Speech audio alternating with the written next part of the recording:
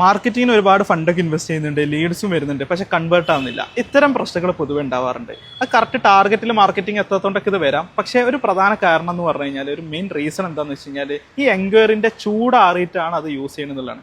ചൂട് ആറി തണുത്തതിന് ശേഷം നമ്മളൊരു ഫുഡ് കഴിക്കുന്ന പോലത്തെ ഒരു പ്രതീതി ഇതിലുണ്ട്. ലീഡ്സിന് ചൂടും തണുപ്പൊക്കെ ഉണ്ട് എന്നുള്ളതാണ്. കാരണം ഇവർ എൻക്വയറി ചെയ്യുന്ന സമയത്ത് ആ ആവശ്യം അവരുടെ ബ്രെയിനിൽ കത്തി നിൽക്കായിരിക്കും. പിന്നീട് സമയം കഴിയും തോറും, ക്ലോക്ക് ടിക്ക് ചെയ്യും തോറും എന്ത് ചെയ്യും, അതിൻ്റെ ആവശ്യകത കുറഞ്ഞു വരും. ഒരു മണിക്കൂർ കഴിഞ്ഞിട്ടാണെങ്കിൽ കുറച്ചും കൂടെ തണുത്തിട്ടായിരിക്കും. ഒരു ദിവസം കഴിഞ്ഞിട്ടാണെങ്കിൽ നല്ല തണുത്ത് ഉറഞ്ഞിട്ടുണ്ടാവും. അവരുടെ ബ്രെയിനിൽ അത് ഉണ്ടാവില്ല. സമയത്ത് നമ്മൾ ഫോളോ അപ്പ് ചെയ്ത് വിളിക്കുമ്പോൾ എന്തുണ്ടാവും, സ്വാഭാവികമായിട്ടും തണുത്ത ലീഡാണെന്നുള്ളതാണ് പറയാം. അപ്പോൾ അവർക്ക് ആ ഇൻട്രസ്റ്റ് നഷ്ടപ്പെട്ടിട്ടുണ്ടെങ്കിൽ ഞാൻ ജസ്റ്റ് നോക്കാൻ വിളിച്ചാണ്, ഞാൻ ജസ്റ്റ് കണ്ടപ്പോൾ ആഡ് ചെയ്താണെന്ന് പറഞ്ഞിട്ട് വിടും. കാരണം അവിടെ ഇത് കാര്യം പറഞ്ഞ് മനസ്സിലാക്കേണ്ട ആവശ്യമൊന്നുമില്ലല്ലോ. ആ എൻക്വയറി അല്ലെങ്കിൽ ആ കോൾ ക്ലോസ് ചെയ്യാന്നുള്ള അർത്ഥത്തിൽ എന്ത് ചെയ്യും, ജസ്റ്റ് കണ്ടപ്പോൾ വിളിച്ചാണെന്നുള്ള ലെവലിൽ വരും. എന്നാൽ നമ്മൾ മനസ്സിലാക്കുക എന്താ, ഈ ആഡൊന്നും എഫക്റ്റീവ് ആവുന്നില്ല, കൺവേർട്ട് ആവുന്നില്ല എന്നുള്ളതാണ്. അപ്പോൾ ചൂട് മുഖ്യം.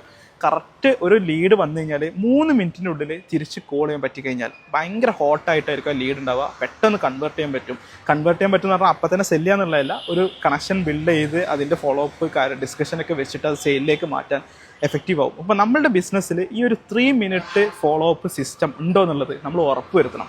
അല്ലാതെ നമ്മൾ കുറേ ഫണ്ട് ഇങ്ങനെ ഇൻവെസ്റ്റ് ചെയ്തുകൊണ്ട് മാത്രം കൺവേർഷൻ കൂട്ടാൻ വേണ്ടിയിട്ട് ഒരിക്കലും നമ്മൾ ട്രൈ ചെയ്യാൻ പാടില്ല.